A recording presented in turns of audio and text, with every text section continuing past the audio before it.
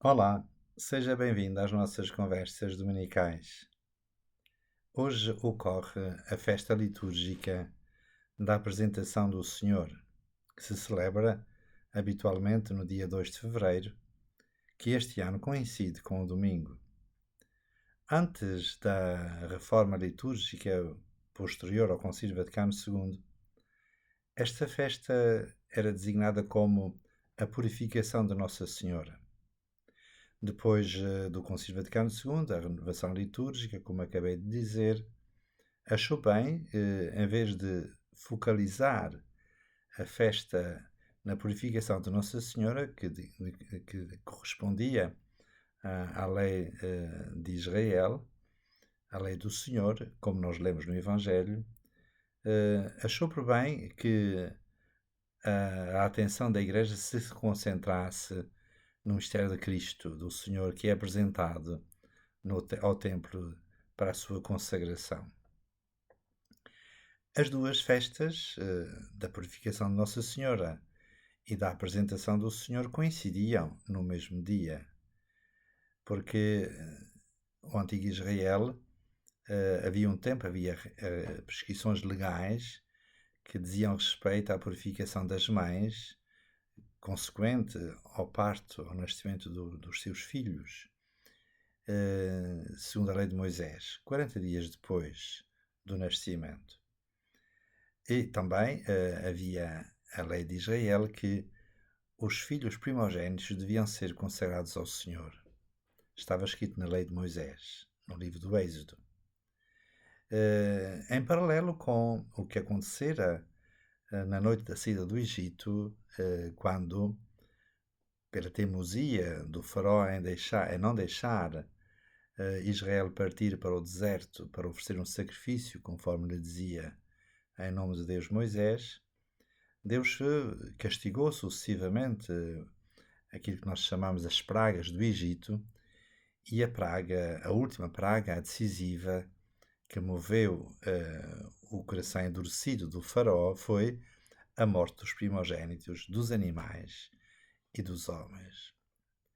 E foi assim que Israel foi liberto do Egito, porque as portas das casas dos israelitas tinham sido barradas, pintadas com o sangue dos cordeiros pascais, e foi assim a primeira Páscoa da libertação do Egito. A lei de Moisés prescrevia então que os primogênitos pertenciam ao Senhor, porque assim foram poupados os primogênitos dos israelitas, pertenciam ao Senhor. E por isso todo o primogênito masculino, naturalmente, dos homens e também dos animais, devia ser resgatado. E até esta festa, este rito de levar o menino Jesus ao templo para ser oferecido ao Senhor, está dentro desta lei do Senhor prescrita por Moisés. E, de facto, o texto evangélico diz que São José e Nossa Senhora foram com o menino ao templo de Jerusalém para cumprir aquilo que estava estabelecido na lei, no que dizia respeito à purificação de Nossa Senhora e ao resgate do primogênito de Jesus, e para isso sacrificaram, ofereceram ao templo um par de pombinhas, ou uma rola ou um par de pombinhas. O interessante desta festa é, de facto, a presença de dois anciãos, Simeão e Ana, São Simeão e Santa Ana, como nós dizemos, que descobriram naquele menino, iluminados pelo Espírito Santo, a vinda do Salvador, aquele que tinha sido anunciado pelos profetas, que haveria de estabelecer a consolação de Israel, o Salvador. E no hino de Simeão, ele fala na luz das nações. É por isso que esta festa da apresentação do Senhor, da purificação de Nossa Senhora, é também conhecida como a festa das Candeias, Nossa Senhora das Candeias. Era assim que era conhecida esta festa, e há muitos lugares, muitas paróquias, muitas freguesias que têm o nome de Candelária, que vem desta tradição, desta festa, Nossa Senhora das Candeias, porque é a candeia, a vela, que ilumina e que na liturgia deste domingo, desta festa, é celebrada a bênção das velas e que depois os participantes vão em procissão com as velas acesas, que simboliza, por um lado, que recorda, por um lado, esta liturgia, esta festa do Senhor que é a vela, que é a luz que ilumina as nações, mas que também recorda a vela que recebemos no momento do nosso batismo, recebe a luz de Cristo, porque Jesus Cristo é que é verdadeiramente a luz, não é? É interessante que esta festa, que é cristológica, é também mariana, na medida em que, não só pela purificação que estava prescrita na lei de Moisés, mas também pelo facto de ser Nossa Senhora que transporta, que leva em si a luz das nações, Jesus Cristo. Ela leva o menino nos seus braços, que apresenta ao templo, ele que será designado, chamado, e que será verdadeiramente o templo, o verdadeiro templo de Deus, como nós encontramos no Evangelho de São João. Ela é que leva nos seus braços a luz do mundo.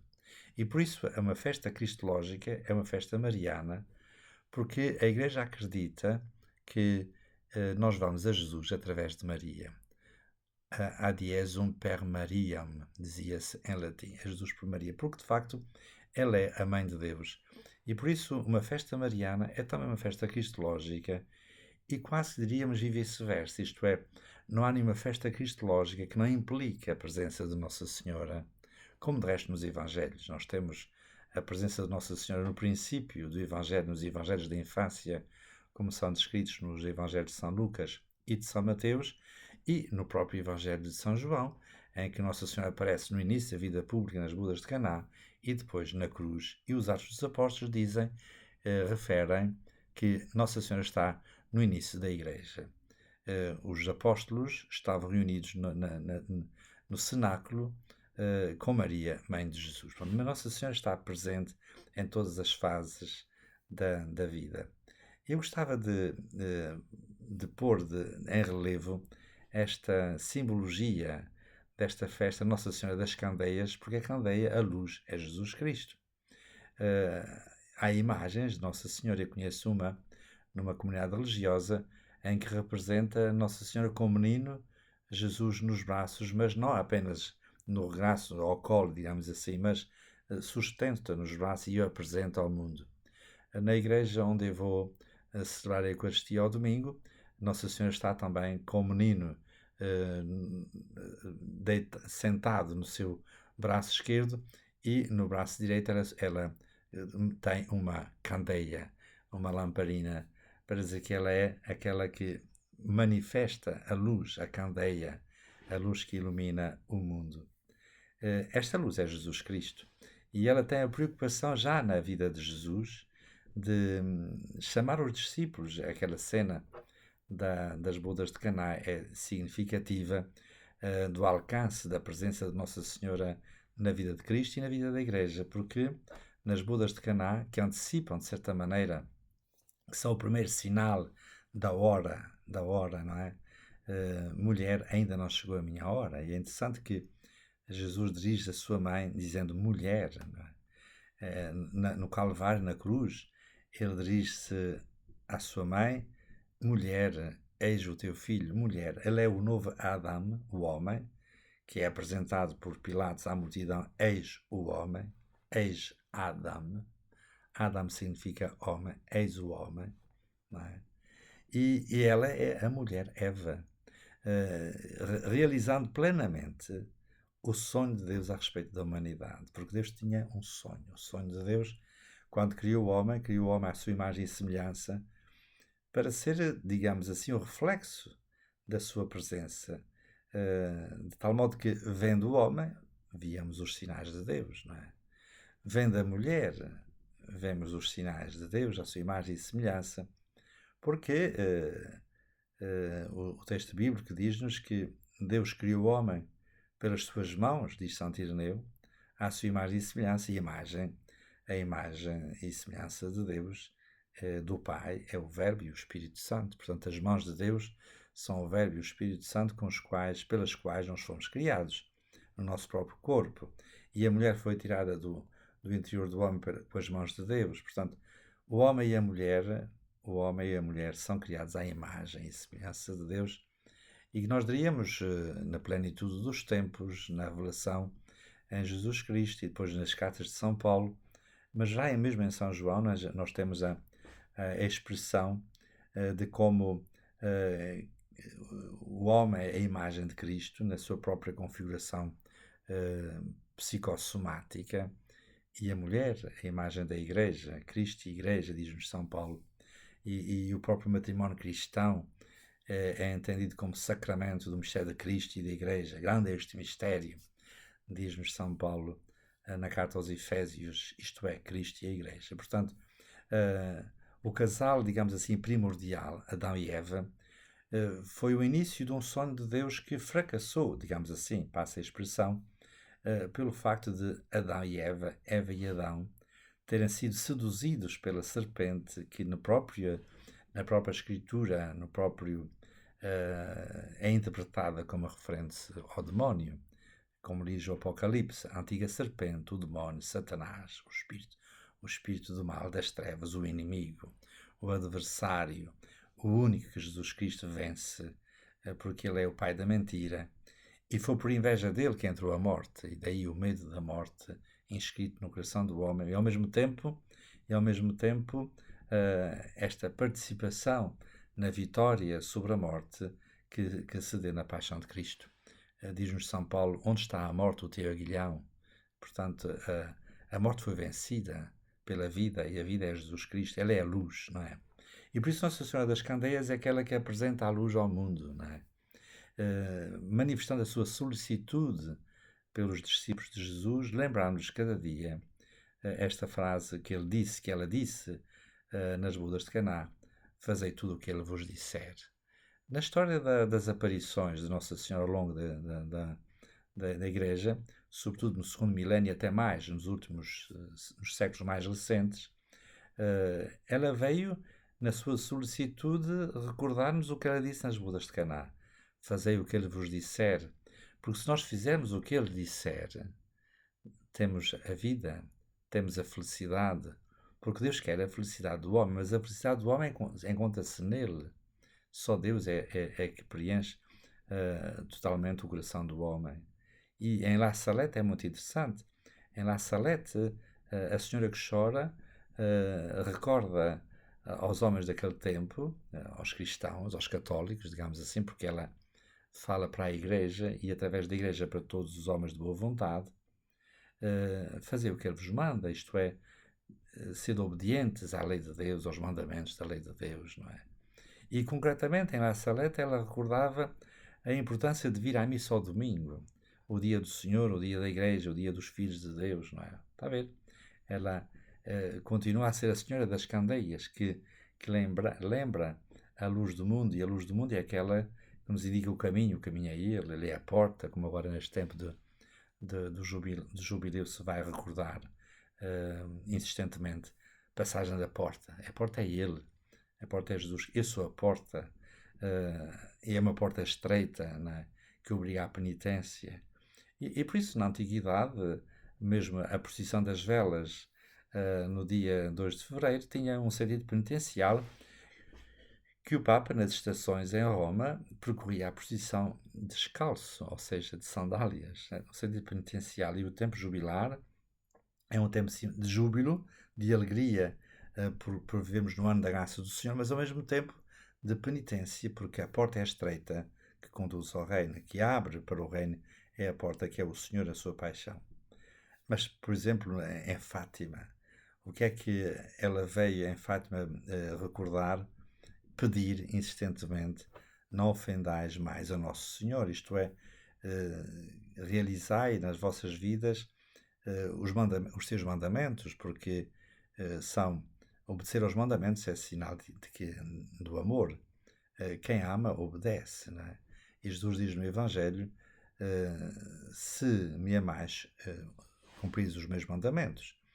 E o meu Pai o meu Pai o amará, e viremos a Ele, e faremos nele a nossa morada. Nós somos chamados a ser morada de Deus, templos vivos do Espírito Santo, corpo de Cristo. E por isso, esta festa das luzes, esta festa da Candelária, É uma festa que nos recorda que Jesus é a luz do mundo, mas é transportado para o templo pela mediação de Nossa Senhora. E esse mesmo mistério passa para a Igreja. A Igreja é o corpo de Cristo, diz o Concílio Vaticano II. Jesus Cristo é a luz dos povos, mas a Igreja é o sinal, como sacramento dessa luz, irradia essa luz para o mundo. Os padres antigos diziam que a Igreja é como a lua, reflete a luz de Cristo. E por isso a Igreja tem a mesma missão de apresentar ao mundo o Senhor, que é a luz das nações, e que vem para aqueles que esperavam a consolação de Israel. E como nós, hoje desejamos ser consolados, isto é, não estarmos sozinhos. Em Fátima, nós temos um pormenor na mensagem que é muito impressionante. Quando o anjo, numa das suas aparições, diz: Consolai o vosso Deus. Isto é, não o deixeis só, não o deixeis só. Mas Deus está só? Deus está só quando as igrejas estão vazias, quando os homens deixam, o abandonam. E nós, infelizmente, pela nossa própria experiência, vivemos situações em que deixamos Deus só quando o abandonamos. E, portanto, deixamos de viver a experiência do paraíso para fazer a vivência do não paraíso, porque quem não está em Deus e o deixa e o abandona pelo pecado, e na tradição da Igreja fala-se no pecado mortal, é o pecado que nos priva da presença de Deus na nossa própria vida. E por isso a Igreja tem a missão de apresentar o Senhor ao mundo, luz das nações. Mas a Igreja quem é? A Igreja é a totalidade dos cristãos. Nós temos a Igreja peregrina na história, entre as consolações de Deus e as perseguições do mundo. Nós temos a Igreja que sofre e que é a Igreja das almas no purgatório. Ainda há dias fui ter com uma comunidade e falar deste mistério das almas do purgatório, sobre o qual tenciono fazer também uma conversa consigo sobre este tema importantíssimo. E depois temos a Igreja triunfante, a Igreja que está na contemplação do mistério de Deus. Não é? Esta é a Igreja, corpo de Cristo, a cidade de Deus, como dizia Santo Agostinho, que procura viver segundo a vontade de Deus, obedecer-lhe ao longo da história. Mas a Igreja somos cada um de nós. Cada um de nós é também a Igreja. E por isso este convite a sermos portadores de esperança, como diz agora o tema deste ano jubilar, Caminheiros na Esperança. A esperança é o próprio Senhor, a raiz da nossa esperança, porque nós só seremos homens e mulheres de esperança se tivermos em nós a luz de Deus e a sua graça e a transportarmos para o mundo. Porque a esperança cristã é uma experiência de companhia, é uma experiência de confiança, é uma experiência de consolação.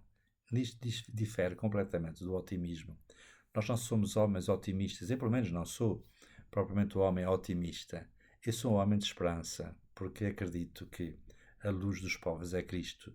Ela foi trazida por Nossa Senhora ao mundo, ela é levada ao mundo pela Igreja e por cada um de nós. Peçamos ao Senhor que nos dê esta graça. Então, era isto que eu queria partilhar consigo neste dia da festa da apresentação do Senhor, que é também o dia dos consagrados, aqueles que fizeram a profissão de serem sinal de Deus sumamente amado. Deus sumamente amado. E na medida em que Deus for sumamente amado, cada ser humano, cada homem terá um lugar no seu coração. Muito obrigado pela sua atenção. Até à próxima conversa dominical, se Deus quiser.